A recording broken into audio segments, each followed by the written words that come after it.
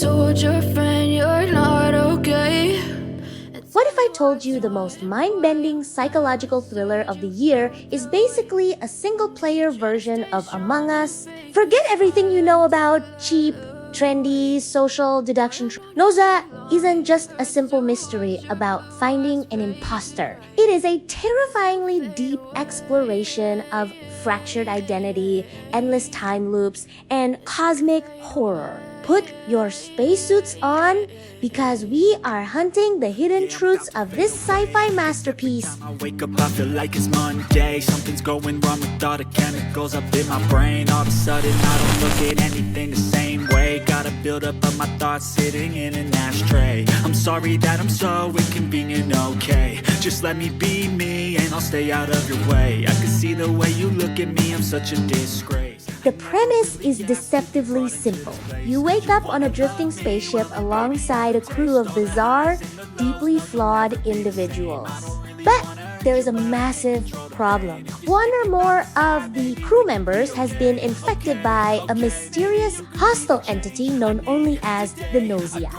Their singular goal is to completely eradicate humanity, one victim at a time, forcing the terrified survivors to debate, vote, and put the suspected killers into cold sleep.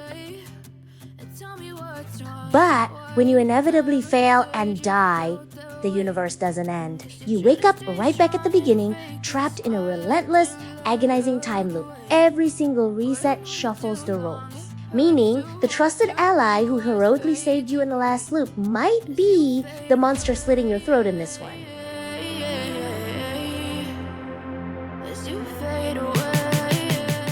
To truly understand this series, you have to look at its roots. Gnosia originated as a wildly ambitious indie visual novel game developed by a tiny team of 4 people called Petit Depotto. It brilliantly combined visual novel storytelling with dynamic mafia-style social deduction, creating a localized hit that slowly built a massive cult following before finally getting its anime adaptation.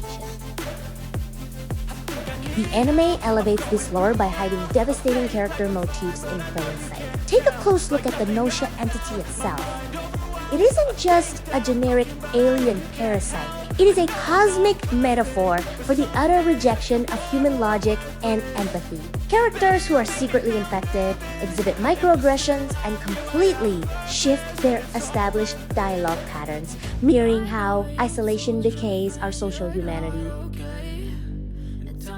The studio's visual storytelling is insanely meticulous. Casual viewers completely miss the subtle lighting shifts in the first few episodes. Whenever a character is lying, the studio utilizes harsh, asymmetrical shadows on their faces. Furthermore, the background star fields outside the ship actually rotate backward during a time loop reset, a brilliant Easter egg that foreshadows the crushing infinity of the universe.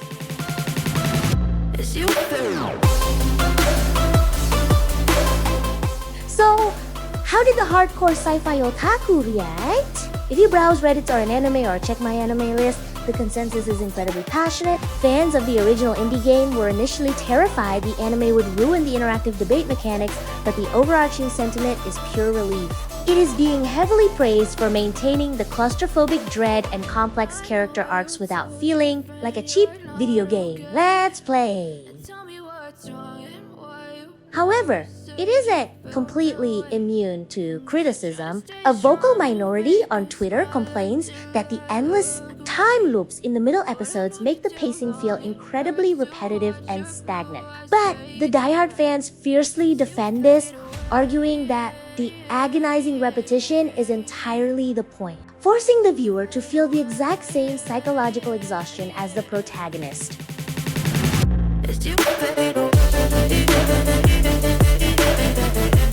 Gnosia is a masterclass in sci-fi paranoia. It proves that you don't need explosive sakuga or giant mechas to create a compelling, terrifying narrative. You just need a locked room, a ticking clock, and a lot of lies. It is a brilliant adaptation that respects its indie gaming roots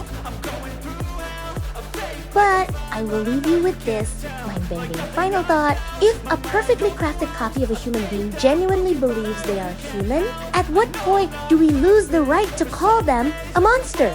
Trust no one, and thanks for watching. You make me feel